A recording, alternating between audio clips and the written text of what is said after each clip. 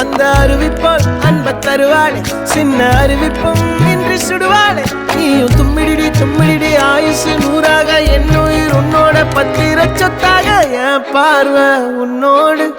உன் பொம்மை கண்ணோடு பேசாமல் விண்ணோடு நாம் மிதந்து போவோம் காதாரா அடியானாலும் நான் தாங்க மாறோடு